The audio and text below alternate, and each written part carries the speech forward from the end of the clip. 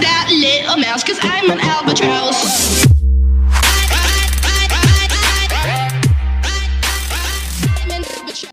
Indonesia sebagai negara kepulauan terbesar dan memiliki kekayaan laut yang melimpah, mutlak membutuhkan sarana dan prasarana yang modern untuk menjaga, merawat, dan memanfaatkannya demi kesejahteraan seluruh rakyat Indonesia. Untuk itu, keberadaan PAL Indonesia sebagai pusat perkembangan teknologi maritim nasional telah menjadi kekuatan utama dalam mendukung pertahanan, ketahanan, dan penyedia peralatan transportasi laut modern.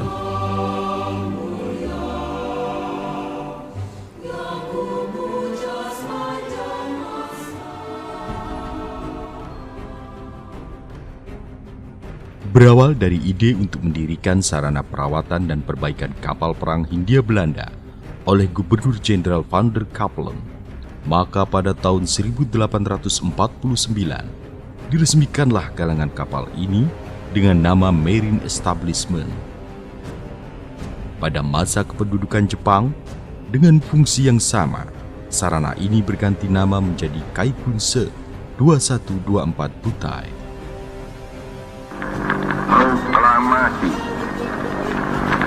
kami, bangsa Indonesia, dengan ini menyatakan kemerdekaan Indonesia.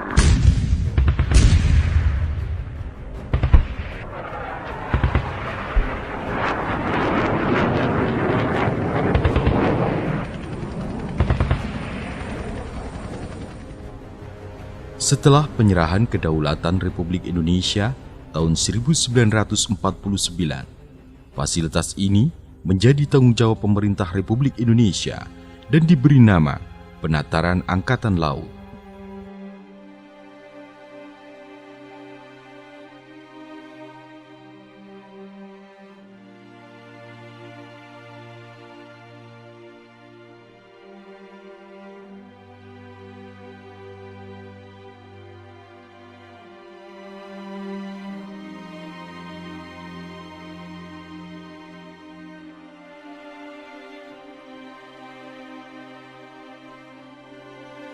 Pada tahun 1978, Presiden Soeharto memerintahkan Laksamana Sudomo bersama Baharudin Yusuf Habibie untuk mempersiapkan pengembangan penataran angkatan laut menjadi industri pembangunan kapal baru.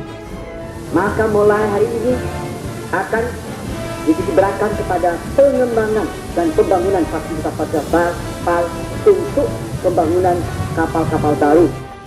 Maka pada tanggal 15 April 1980, galangan ini resmi menjadi industri perkapalan nasional dengan nama PT PAL Indonesia Persero.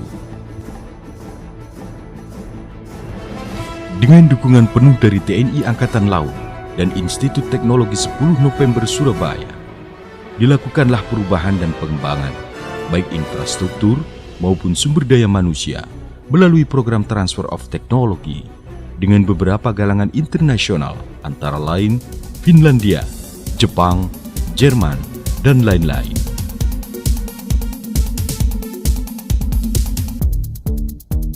Dengan memegang teguh semangat untuk mewujudkan obsesi para pendiri bangsa, PAL Indonesia secara berkesinambungan meningkatkan fungsi operasi dan kemampuannya.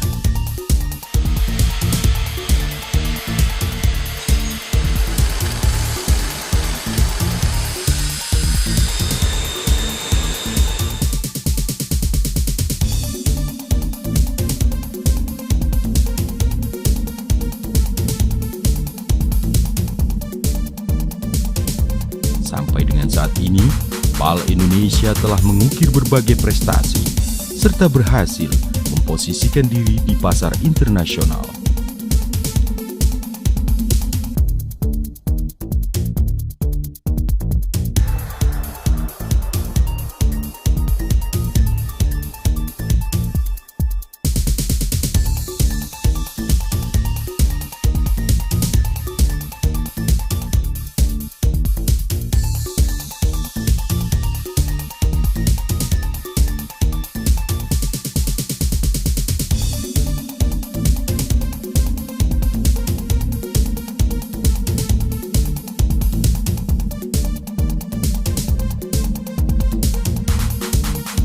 PAL Indonesia saat ini dan di masa mendatang akan terus berkarya untuk mewujudkan cita-cita pendiri negeri, yaitu menjadi bangsa pelaut yang mampu menandingi irama gelombang lautan.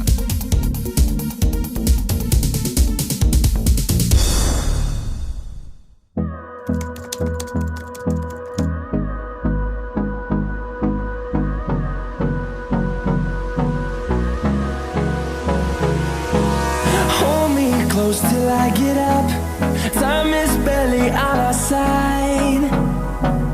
I don't wanna waste what's left. The storms we chase are leading us, and love is all we'll ever trust. Yeah, no, I don't wanna waste what's left. And on we'll go, through the wastelands, through the highways, till my shadow turns to sun rays.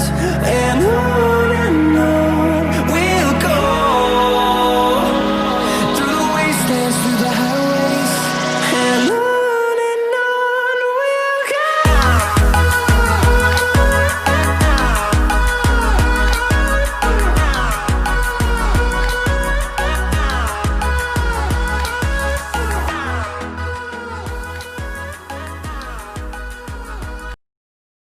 Om Swastiastu, saya Nimade Irita Adriani. Di sini saya akan mempresentasikan laporan kerja praktek saya yang berjudul menganalisa kerusakan pada overhead crane SWL 12,5 ton divisi kapal perang PT PAL Indonesia Persero.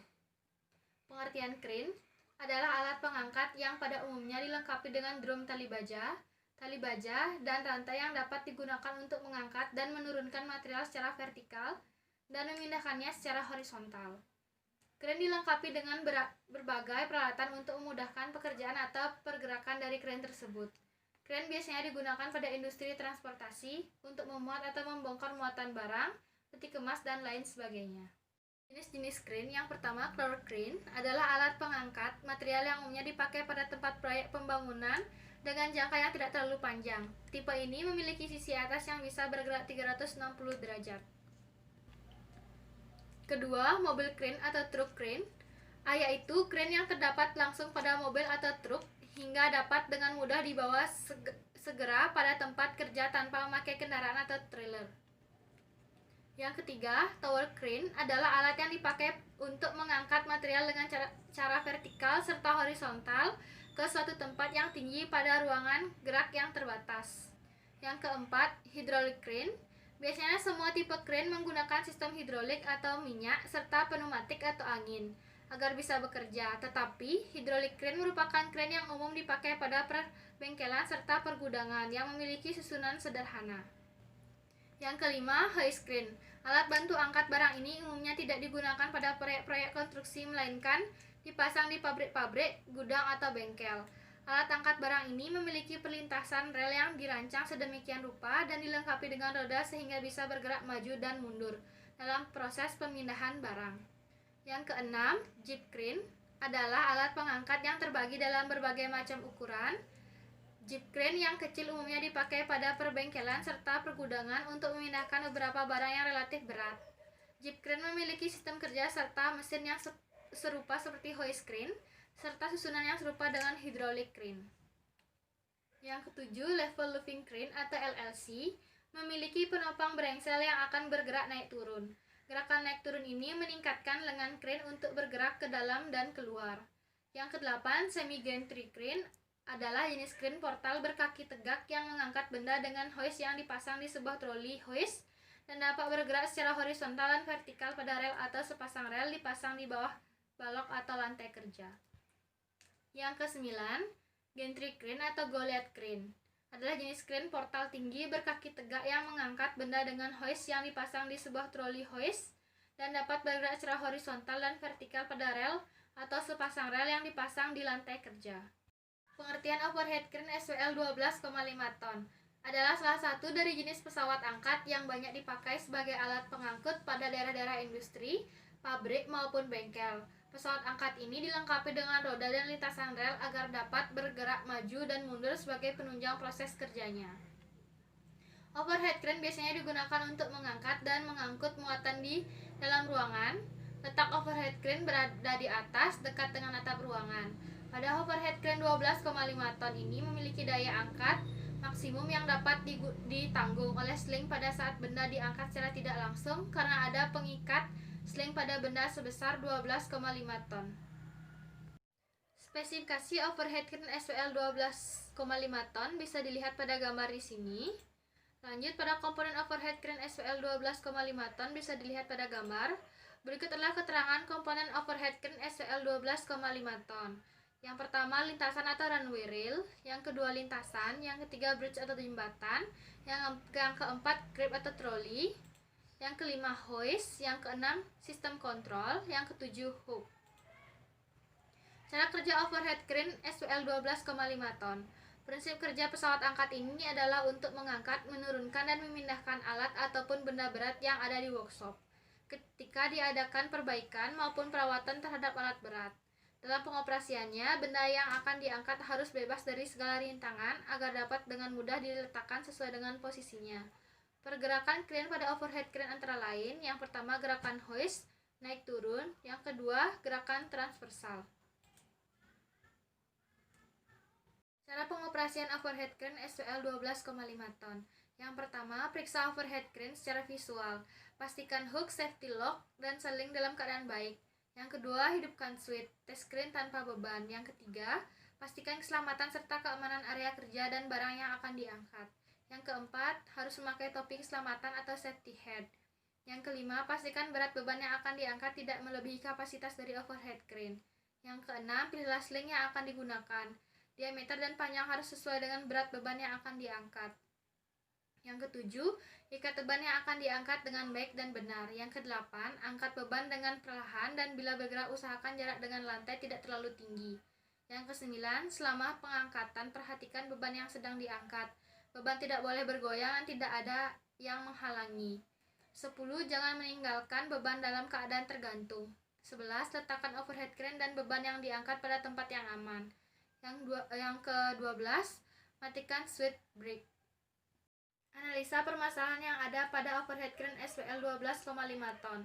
Permasalahan yang ada pada overhead crane SWL 12,5 ton di PT PAL Indonesia Persero pada divisi kapal perang ada beberapa permasalahan dan cara menanggulangi permasalahan tersebut. Yang pertama, kerusakan pada tali kawat. Kerusakan atau degradasi pada tali kawat adalah salah satu masalah paling umum yang ada pada sistem overhead crane. Ada sejumlah masalah tali kawat yang umum, yaitu tali kawat tidak berada pada posisi yang seharusnya, keluar dari sistem raving, pengurangan diameter tali di bawah nominal akibat dari kehilangan dukungan inti, korosi internal dan eksternal, kausan kabel luar yang rusak, kabel terkorosi atau putus pada kondisi ujung, kinking, kehancuran pemotongan dan penguliran yang patah. Cara terbaik untuk mencegah kerusakan dan kegagalan tali kawat adalah memeriksa sebelum pengoperasian. Jika ada bukti kerusakan yang diamati, tali kawat harus diganti dan dibuang dengan benar untuk mencegah penggunaan lebih lanjut. Serta pastikan bahwa tali kawat dilumasi dengan benar. Pelumasan tali kawat yang tepat memiliki dua manfaat utama. Yang pertama, mengurangi gesekan saat masing-masing kabel bergerak satu sama lain. Yang kedua, memberikan perlindungan korosi dan pelumasan di inti kabel di dalam dan permukaan luar. Yang kedua, kausan pada roda crane. Roda crane adalah komponen overhead crane yang sering memerlukan pemeliharaan, pergantian, atau penyesuaian sepanjang umur crane. Roda crane secara alami akan haus karena penggunaan normal crane dan perlu diganti. Untuk menghindari kehausan dini pada roda, sistem landasan pacu crane harus dirancang, diuji dan diperiksa secara teratur oleh produsen overhead crane terkemuka. Setiap tanda-tanda kehausan prematur akan menunjukkan kemungkinan masalah yang lebih besar yang harus diatasi dan diperbaiki sebelum masalah tersebut terjadi. Pastikan roda dibuat khusus untuk rel yang digunakan. Kekerasan roda harus cocok dengan kekerasan rel. Yang ketiga, masalah dengan sistem elektrik. Ada sejumlah masalah berbeda terkait dengan sistem elektrik overhead crane yang mungkin memerlukan servis atau perawatan di masa mendatang. Yang pertama, kontaktor tidak berfungsi. Permasalahan ini di mana kontaktor pada crane tidak berfungsi karena kontaktor mengalami kerusakan. Untuk mengatasi permasalahan tersebut, dilakukan pergantian pada kontaktor yang bermasalah. Yang kedua, kontaktor speed turun rusak. Permasalahan ini di mana kontaktor speed turun mengalami kerusakan. Untuk mengatasi hal tersebut, dilakukan penggantian pada kontaktor yang rusak dengan kontaktor yang baru. Yang ketiga, rel S1 kabel flat selatan sambungan lepas. Permasalahan ini di mana S1 kabel selatan putus. Untuk mengatasi hal tersebut, dilakukan rekondisi dan pengencangan baut pada sambungan rel kabel flat S1. Yang keempat, kren mati total. Permasalahan ini di mana kren mengalami mati total. Adapun beberapa penyebab kren mati total, kelebihan beban ampere atau kabel yang putus. Untuk mengatasi permasalahan tersebut, dilakukan pengecekan pada kabel jika ada putus. Dan disambung jika fuse ada yang putus diganti dengan yang baru. Jika sudah dilakukan perbaikan pada permasalahan tersebut, lakukan trip pada power pusat, rest on power pusat. Kesimpulan, overhead crane SWL 12 ton adalah salah satu dari jenis pesawat angkat yang banyak dipakai sebagai alat pengangkut pada daerah-daerah industri, pabrik, maupun bengkel. Overhead crane biasanya digunakan untuk mengangkat dan mengangkut muatan di dalam ruangan. Pada overhead crane 12,5 ton ini memiliki daya angkat aman yang dapat ditanggung oleh sling pada saat benda diangkat secara tidak langsung karena adanya pengikatan sling pada benda sebesar 12,5 ton. Adapun permasalahan yang ada pada overhead crane SWL 12,5 ton di PT PAL Indonesia Persero seperti yang pertama, kerusakan atau degradasi pada tali kawat. Yang kedua, keausan pada roda crane. Yang ketiga, masalah dengan sistem elektrifikasi. Untuk menanggulangi permasalahan yang ada pada overhead crane SWL 12,5 ton di PT PAL Indonesia Persero bisa dicegah dengan cara melakukan pencegahan rutin setiap hari sebelum pemakaian atau sesudah pemakaian, pengecekan pelumasan agar tidak terjadi gesekan berlebihan pada saat pengoperasian crane, dan crane secara berkala diperiksa oleh operator dan pengguna.